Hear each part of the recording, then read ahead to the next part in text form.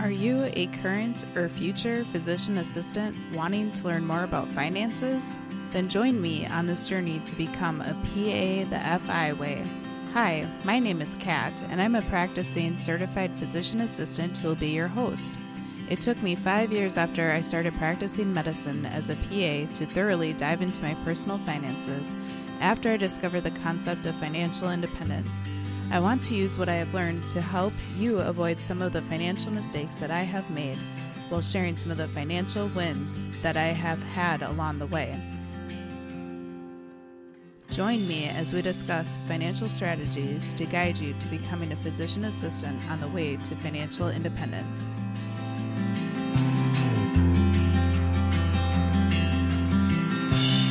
Welcome back, everyone, to the PA the FI Way podcast. I'm your host, Kat, and I am so excited that you are joining me for the last episode of 2025, which is absolutely crazy to think about. Welcome to the show. And this time of year, around the holidays and into the new year, I tend to get a little bit more reflective, both about how the past year went, but also about what I want and desire and hope for the following year, for 2026 around the corner.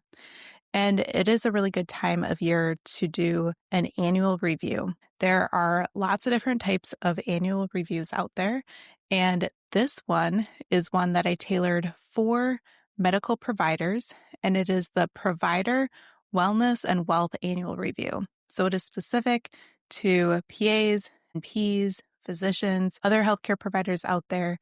And I hope that it is a good tool that you can use to think about how your past year went and use that information to reflect about how you want your 2026 to look like. Healthcare professionals are constantly being evaluated, both by the patients that they are seeing, as well as administration and their colleagues and lots of people in their lives. But rarely do we take the time to actually evaluate our own lives. And that's truly what matters, right? And burnout thrives when we stay reactive to things happening to us instead of reflective and trying to be proactive for things. So one of the leading causes of burnout is financial wellness.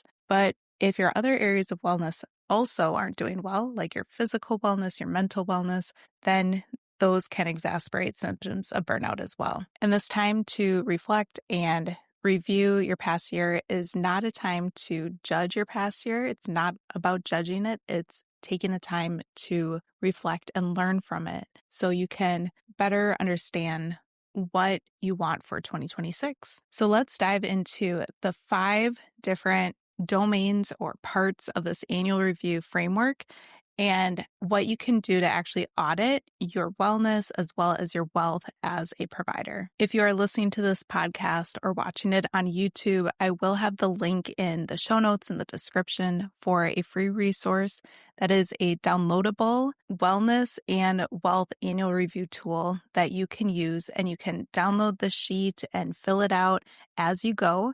And you can use that information to take 15 minutes, maybe up to 30 minutes out of your day to reflect on the past year. So make sure to grab that tool as well. The first domain is financial health, which, as you know, is a giant goal of this podcast. I want to make sure that all my PA colleagues out there and medical professional colleagues are financially healthy so that they help prevent and treat their burnout too. So it's really important that your financial health is doing well. And again, don't use this time to judge your financial health, but learn from the information that you collect to see where you're at and where you want to go for next year. So here are some reflection questions.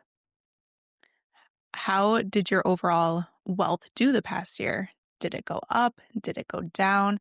Did you go further into debt? Did your net worth increase overall? Do you actually know where your money is going, or have you continued to avoid looking at it? It's really important that you don't have avoidance tendencies and ignore your finances for many years to come. Otherwise, in December of 2026, you might find yourself in the exact same position, scratching your head and asking yourself, where in the world did all of your money go the past year? Ask yourself, what caused financial stress for you this year? And what was a financial decision that actually brought a lot of peace to you and to your life? What was a really great financial decision that you are so glad that you spent your money on that thing or that experience or that purchase for a loved one in your life? Some metrics that you can review as you are reviewing your financial health over the past year would be, again, your net worth, your overall picture of your finances.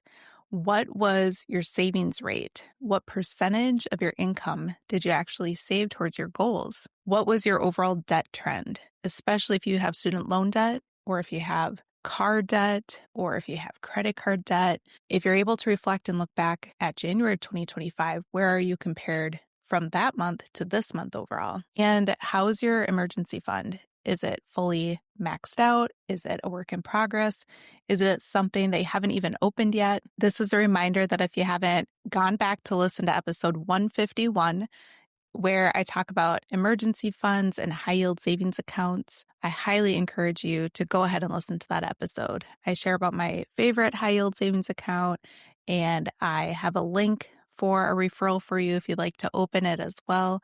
But it has lots of good information about emergency funds and what you can do to build yours up and how much should you even put in there. So I encourage you to go check out that episode as well. It's also a really good time of year to take inventory of your lifestyle choices. Do you feel like you are having lifestyle creep where your spending and your overall desire for these big and fancy things are exceeding your actual income and what your net worth is doing?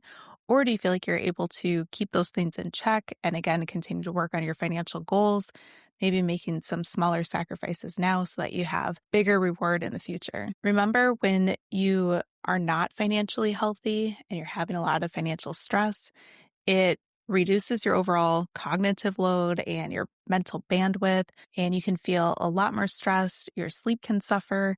You can have a lot of decision fatigue where you don't know what to do with your finances or what to do with your life. And again, all those things can contribute to burnout too. And now a word from our sponsor. Are you confident where your next dollar should go? 403b, 457, HSA, or Roth? The choices can feel overwhelming.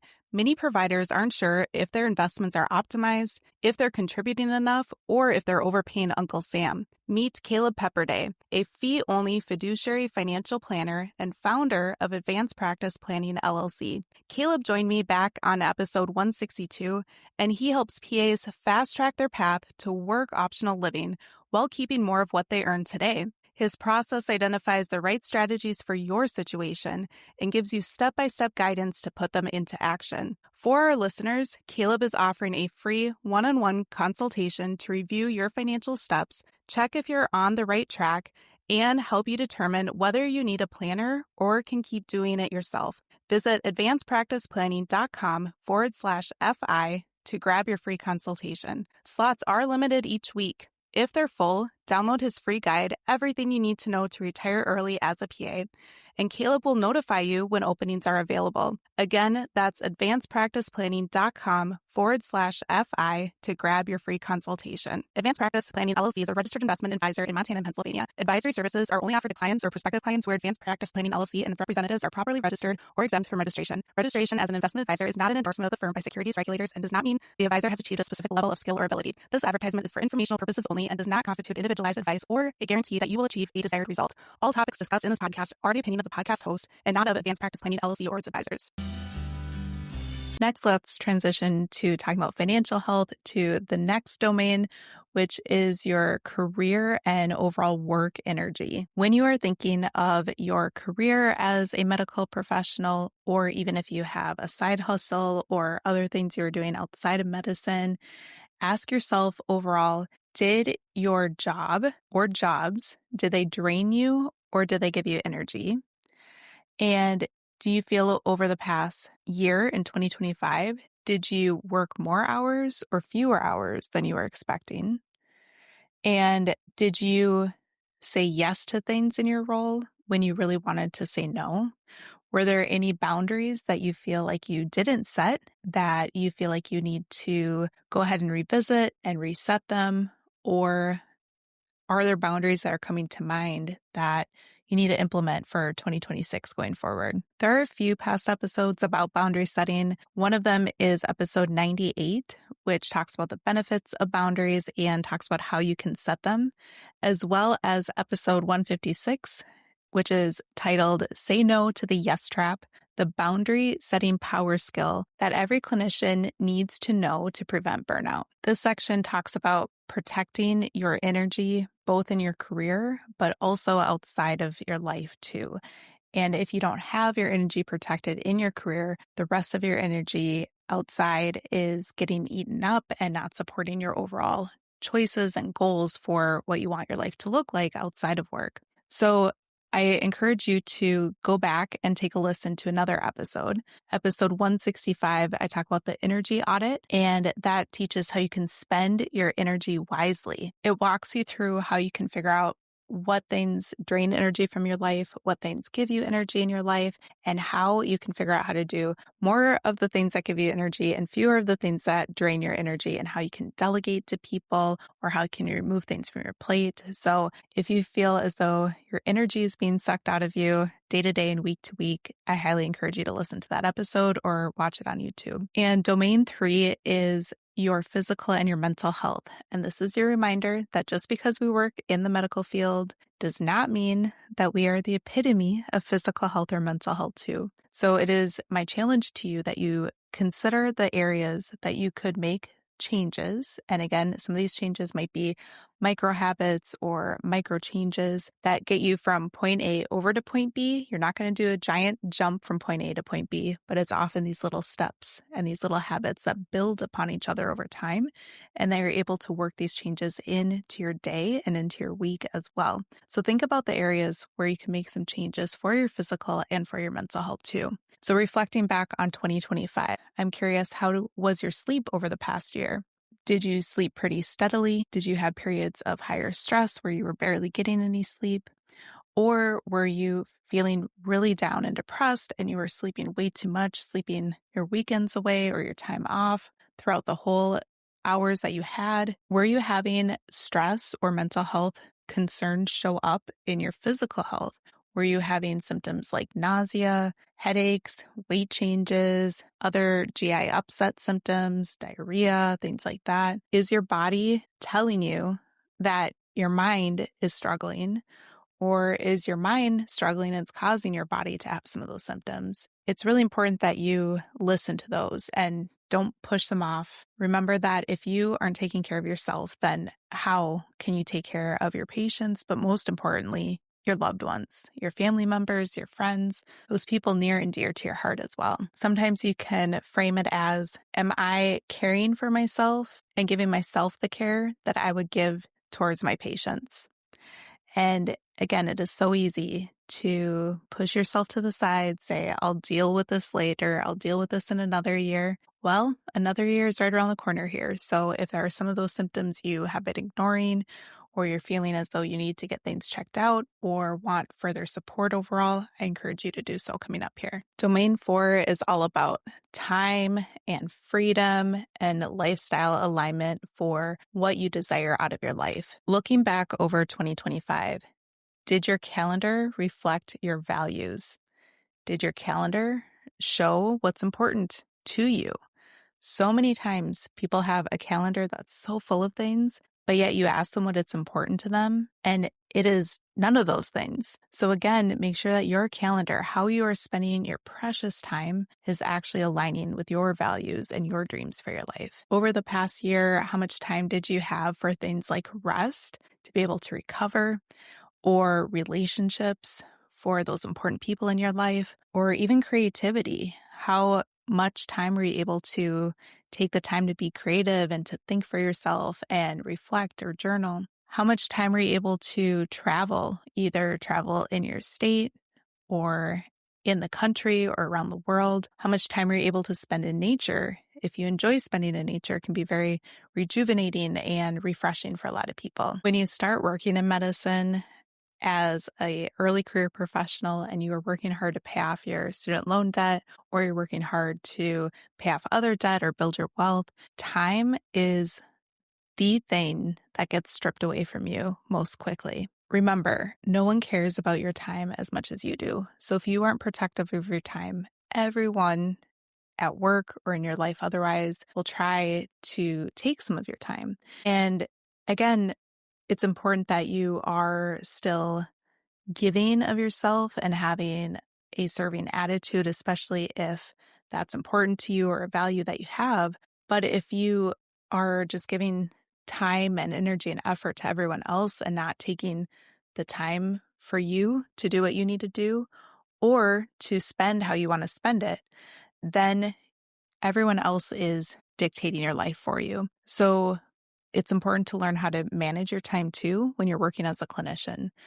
If you are not efficient with templates or with managing your in basket or even managing your email basket, all of those things can just be such a drain to your energy. And you might be spending an hour or even 2 hours charting at the end of the day. So it's really important that you learn tools like dictation, or some places are implementing AI scribes or human scribes as well, and learning how to lead your team so that your team members, like your MAs or nurses, they are practicing at their fullest and highest scope for their degree and their profession too, and you are empowering them to do so. That can take a lot out of the time that you're spending with all of these things as well. So again, prioritize your time early in your career and learn to do that over the years too.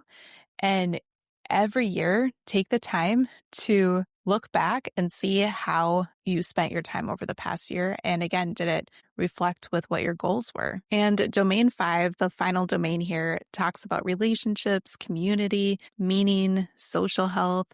And it's a reminder that burnout doesn't just happen in your career. Burnout can happen in your relationships too. So when you're thinking about your energy and what drains you, be thinking about who drains you too. So who over the past year was draining your energy in your life? And ask yourself, is that a relationship that you want to continue to have in 2026? Or is it one that maybe you dial back on the interactions over the next year? Is it someone that doesn't necessarily benefit or help you or support you, or even a loved one in your life? Are there ways that you can decrease those interactions that you have with them? Ask yourself over the past year, who poured into you, who helped support you over the past year, who actually gave you energy? Are there ways that you can meet with them more in 2026, either in person or virtually, and foster that relationship and that connection? Because when your social health does better,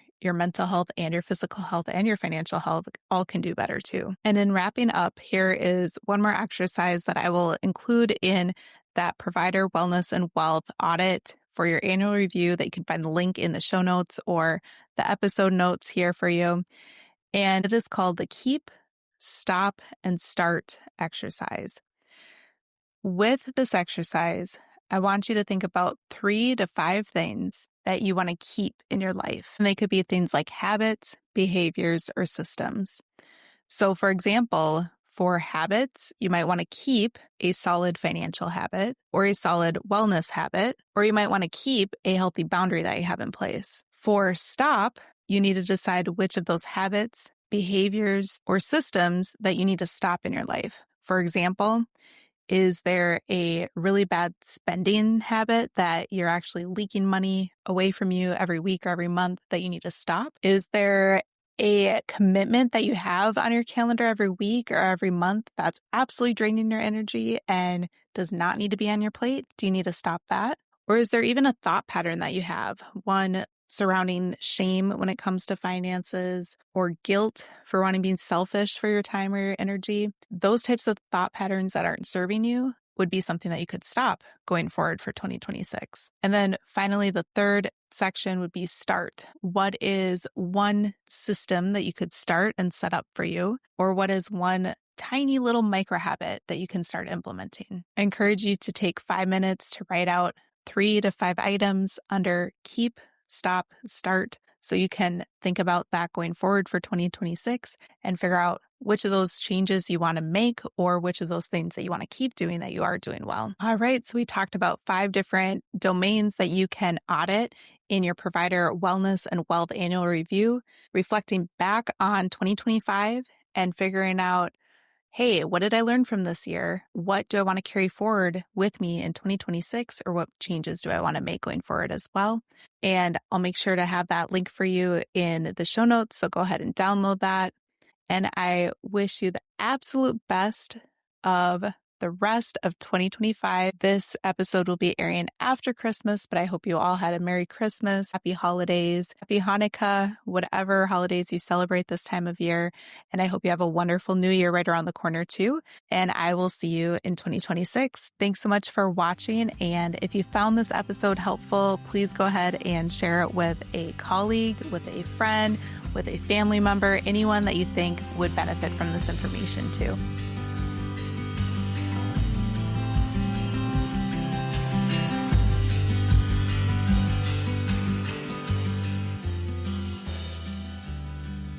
Thank you for tuning in, and I hope that you decide to continue to join me along this journey of becoming a PA the FI way.